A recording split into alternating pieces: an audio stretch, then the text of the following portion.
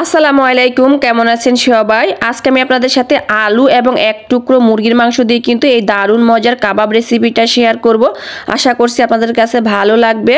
ভালো লাগলে একটা লাইক দিয়ে সম্পূর্ণ ভিডিওটা দেখে নেবেন। এই তো এখানে আমি নিয়েছি একটা সেদ্ধ আলুটাকে আমি খুব ভালো করে কিন্তু ভর্তা করে নিয়েছি।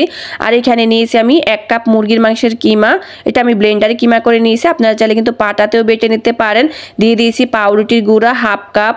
এখানে আমি পেঁয়াজের বেরেস্তা দিয়েছি হাফ কাপ পরিমাণ, একটা দিয়েছি পেঁয়াজ কুচি, দিয়ে দিচ্ছি পুদিনা পাতা কুচি 1 টেবিল চামচ পরিমাণ, কাঁচামরিচ দিয়ে দিচ্ছি আমার ঝাল অনুসারে, দিয়ে দিচ্ছি ধনিয়া পাতা কুচি 1 মুঠো পরিমাণ।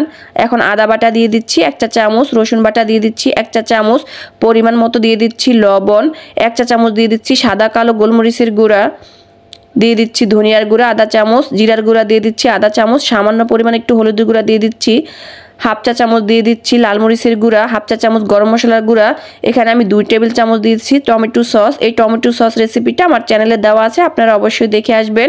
দিয়ে দিচ্ছি 1 ফালি লেবুর রস, এতে করে টেস্টটা আরও বেশি ভালো হবে। এখন বাইন্ডিংয়ের জন্য দিয়ে দিচ্ছি একটা ডিম।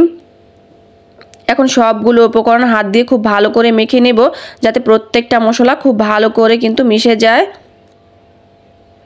এখন সব শেষে দিয়ে দিচ্ছি চিলি ফ্লেক্স। আমার কাছে মনে হচ্ছে আর একটু পাউরুটির গুঁড়া লাগবে, তাই আমি আর একটু পাউরুটির গুঁড়া দিয়ে নিয়েছি। এখন আবারও খুব ভালো করে চটকে নিচ্ছি।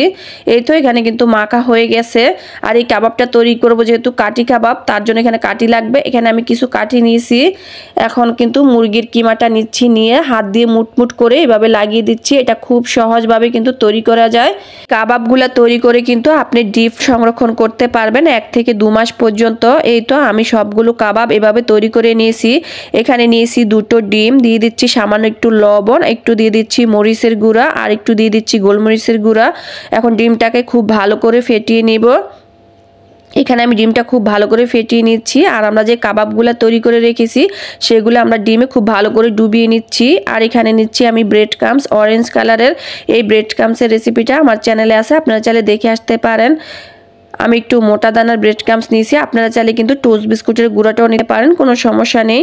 এই তো আমি কিন্তু এইভাবেই করে ব্রেড ক্রাম্বসে গড়িয়ে নিয়েছি সবগুলো কাবাব। এই কাবাবগুলো আমি ডিপ ফ্রিজে রেখে দেব, একটা বক্সে ভরে সংরক্ষণ করব।